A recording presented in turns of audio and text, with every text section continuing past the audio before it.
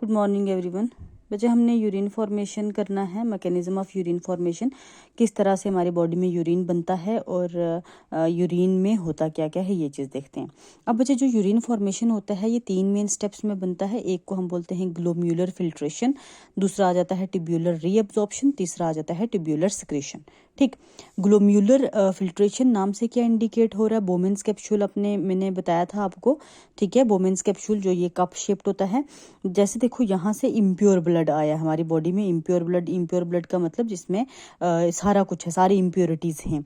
ठीक है, blood proteins भी यहाँ से एफरेंट आर्टरी के थ्रू एंटर हुआ है ये नेफ्रॉन के अंदर। नेफ्रॉन के इस कप शेप्ड स्ट्रक्चर जिसको हम बोमेन्स कैप्सूल बोल रहे हैं, यहाँ पे एंटर हुआ। यहाँ पे सारा का सारा मटेरियल, मतलब अप्रोक्सीमेटली सारा का सारा मटेरियल यहाँ से फिल्टर होके रीनल ट्यूब्यूल में आ जाता है। रीनल ट्यूब्यूल का मतलब रीनल ट्यूब्यूल जिसमें पीसीटी था, प्रॉक्सिमल कन्वोल्यूटेड ट्यूब्यूल था, लूप ऑफ हेनल था। ठीक है, लूप ऑफ हेनल, उसके बाद डिस्टल कन्वोल्यूटेड ट्यूब्यूल, ये सारे पार्ट किस में आते हैं? रीनल ट्यूब्यूल में आते हैं। तो मतलब यहाँ से ब्लड में जो भी इम्प्योरिटीज थी वो यहाँ से फिल्टर होके रीनल ट्यूब्यूल में चली जाती हैं। अब बच्चे बात आती है कि यहाँ पे कौन सी ऐसी चीज़ है जो फिल्टर नहीं होती, तो वो हमारे पास रहती हैं ब्लड प्रोटीन्स। ठीक है, ब्लड प्रोटीन्स जितनी भी होती हैं हमारे पास, ब्लड प्रोटीन ग्लोब्यूलिन होती है, एल्बुमिन वगैरह प्रोटीन जो हमारी ब्लड में प्रोटीन होती हैं, प्लाज्मा में प्रोटीन होती हैं, वो कभी भी फिल्टर होके नेफ्रॉन में नहीं जाती। अब क्यों फिल्टर नहीं होती? क्योंकि उनका साइज बहुत बड़ा होता है। यहाँ पे जो जो ये बोमेन्स कैप्सूल है ना, यहाँ पे छोटे छोटे पोर्स हैं। इन पोर्स में से वो सब्सटेंस जो हैं वो फिल्टर होके नीचे जाएंगे। लेकिन जो ब्लड प्रोटीन होती हैं वो साइज में बड़ी होती हैं, वो इन पोर्स से पास नहीं हो सकती, इसलिए वो फिल्ट्रेशन नहीं शो करती। वो एज इट इज़ यहाँ से पास हो जाती हैं इफरेंट आर्टरी में। ठीक, तो बच्चे बाकी सारा का सारा सब्सटेंस चाहे यहाँ से फिल्टर हो सकता है एक्सेप्ट ब्लड प्रोटीन्स। तो ब्लड प्रोटीन्स यहाँ पे फिल्टर नहीं होती। ठीक, उसके बाद बच्चे जो सारा सब्सटेंस मैंने कहा फिल्टर होके चला गया, अब यूजफुल सब्सटेंस जो है वो दोबारा रीअब्जॉर्ब होगा। जो हमारा ये रीनल ट्यूब्यूल है इसके सराउंडिंग में ये ब्लड वेसल इस तरह से रहती है। और जो यूजफुल सब्सटेंस है जैसे कि हमारे पास वाटर है, जैसे कि ग्लूकोज है, जैसे कि अमाइनो एसिड है या आयंस हैं, सोडियम क्लोराइड है, पोटाशियम है, ये सारी की सारी चीज़ें यहाँ से रीअब्जॉर्ब होना शुरू हो जाती हैं। कुछ एक प्रॉक्सिमल कन्वोल्यूटेड ट्यूब्यूल में होती हैं, लूप ऑफ हेनल में भी इसी तरह रीअब्जॉर्प्शन होती है। उसके आगे जो हमारे पास डिस्टल कन्वोल्यूटेड ट्यूब्यूल है वो भी इसी तरह से रीअब्जॉर्प्शन शो करता है। मतलब फिल्ट्रेशन होगी और दोबारा ब्लड वेसल्स में, किस में, कहाँ से रीअब्जॉर्ब हो रहा है? रीनल ट्यूब्यूल से जा कहाँ पे रहा है? Into the blood vessel. ठीक, या ब्लड कैपिलरी बोल सकते हो। अब ब्लड वेसल और ब्लड कैपिलरी में डिफरेंस पता है ना?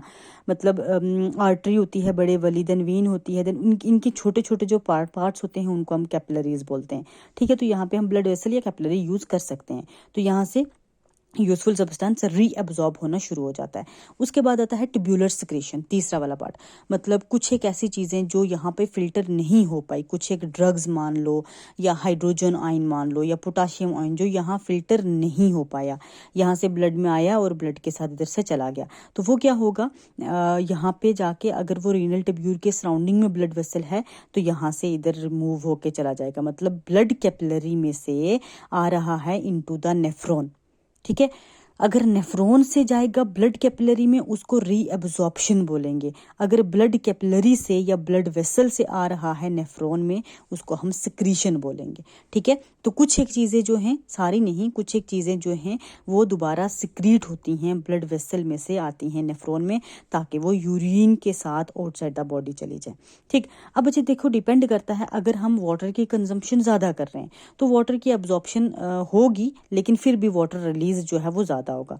ठीक है, आपने देखा होगा जब हम पानी ज़्यादा पीते हैं तो हमारा यूरिन कम येलो कलर का, उतना येलो नहीं रहता। ठीक है, पानी की क्वांटिटी पे डिपेंड करता है, कभी कभी बिल्कुल वाइट हो जाता है, कभी बिल्कुल स्लाइड सा येलो रहता है। लेकिन अगर नोटिस करना, कभी हम पानी बिल्कुल भी नहीं पीते, भैया बहुत ही कम पीते हैं, तो एक तो यूरिन की जो क्वांटिटी है वो भी कम हो जाती है और उसका कलर भी येलो होना शुरू हो जाता है। ठीक है, येलो कलर का यूरिन हो जाता है अगर हम पानी नहीं पीते। ठीक है, तो इस तरह से ये पूरा प्रोसेस हमारे पास वर्क करता है और इस वजह से यूरिन जो है वो हमारी बॉडी से रिलीज होता है।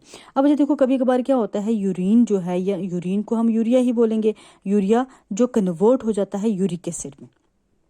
ठीक है, यूरिक एसिड में कन्वर्ट हो जाता है। यूरिक एसिड हमारे जॉइंट्स में एक्यूमुलेट हो जाता है, मोस्टली हमारा जो नी जॉइंट होता है या फुट के जॉइंट्स होते हैं, तो हमें बड़ी पेन वगैरह होने लगती है, तो उस पेन को क्या करते हैं, इस यूरिक एसिड की कुछ एक टेबलेट्स मिलती हैं जिसकी वजह से वो यूरिक एसिड डिजोल्व हो जाता है, यूरिया में कन्वर्ट हो जाता है और यूरिया जो है हमारी बॉडी से एलिमिनेट हो जाता है। अब अगर बात करें तो यूरिया किसका एंड प्रोडक्ट है, प्रोटीन्स का। जो भी हम प्रोटीन्स कंज्यूम करते हैं ना, जो भी प्रोटीन खाना खाते हैं, प्रोटीन वाला जो प्रोडक्ट होता है उससे क्या एंड प्रोडक्ट क्या होता है, यूरिया होता है। ठीक, अब आप मुझे क्या बताओगे इस यूरिया का फॉर्मूला क्या है, ये आप मुझे बता देना, यूरिया का फॉर्मूला कमेंट सेक्शन में मुझे बता देना। और इसके बाद हमारे पास कुछ एक इसके क्या बचे हैं, डिसऑर्डर्स बचे हैं, फिर हमारा एक्सक्रीटरी सिस्टम भी कंप्लीट हो जाएगा।